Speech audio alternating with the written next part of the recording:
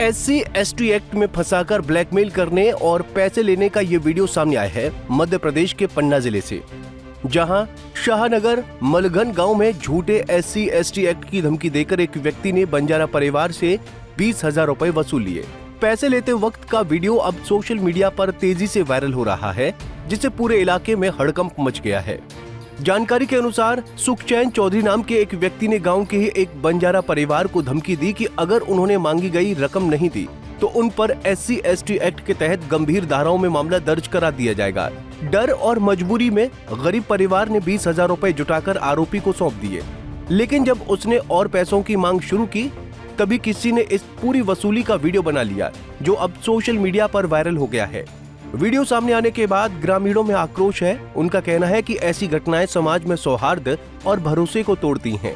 लोगों ने प्रशासन से मांग की है कि आरोपी पर सख्त कार्रवाई की जाए, ताकि भविष्य में कोई इस तरह की हरकत करने की हिम्मत न करे। कलुआ को, अनिल को, रिंकू को पैसा दिया था शादी में, तो उसने बोला कि हम शादी करके हमारी बहन की पैसा दे देंगे आपको। इसके बाद में उनका वो लक्ष्मण आया हमारे घर हिसाब करने के लिए, वो वापस भी चला गया। उसने हमारी रिपोर्ट करवा दी सिका लक्ष्मण को। फिर इसके बाद में हरिजन एक्ट लगवा रहा था वो अनिल, वो रिंकू नहीं सुखचैन वो बोल रहा था हरिजन एक्ट लगवा देंगे, तो बोल रहे थे पैसा दे तो राजीनामा करवा देंगे, इधर ये लगवा देंगे केस। फिर इसके बाद में 40,000 में तय हो गया। 20,000 उसने नगद ले लिया और अभी 20,000 और मांग रहा है। बोल रहा है कि मैं फिर हरिजन एक्ट लगवा दूंगा, नहीं तो पैसा दे। हमारे घर में आके धमकी देता है हमको। आज किनसे मिलने आए थे? FC के पास आए। क्या चाहते हैं? हम ये चाहते हैं कि हमको क्या पता कब लगा देता है हरिजन एक्ट, तो इस वजह से सोच रहे कि हम गरीब आदमी, हम इतना पढ़े लिखे भी नहीं है। कैसे शादी के नाम पे? मतलब उसने बहन की शादी करी बच्ची की, तो उस वजह से हमसे पैसा लिया था। तो वो पैसा तो वो ले लिया था। अगर ये फिर हमारी रिपोर्ट करके हरिजन एक्ट लगवा के 40,000 तो उसने कमीशन खा लिया हमसे। से आए हैं और इसलिए आए हैं कि यानी गजंदा गांव में शादी में पैसा दिया था उसको, यानी कलुआ अनिल रिंकू को।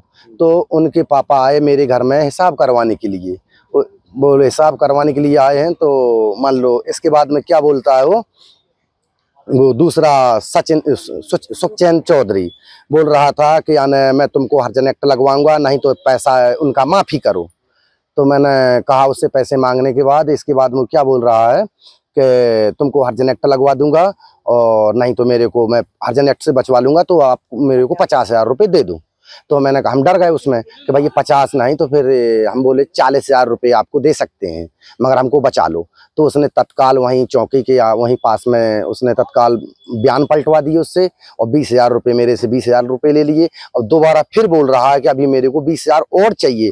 नहीं 20,000 दे रहे हो तो मैं दोबारा भी आपको हरिजन एक्ट लगवाऊंगा, या उसकी बीवी से या उसकी माँ से या गाँव पुरा बस्ती से किसी से भी लगवा सकता हूँ, मैं छोड़ूंगा नहीं। आज कहाँ पर आए हो? हम यहीं पन्ना आए हैं साहब के यहाँ, FC साहब के यहाँ। काय के लिए? वही शिकायत लेके आए हैं साहब। क्या आपको ब्लैकमेल कर रहे हैं?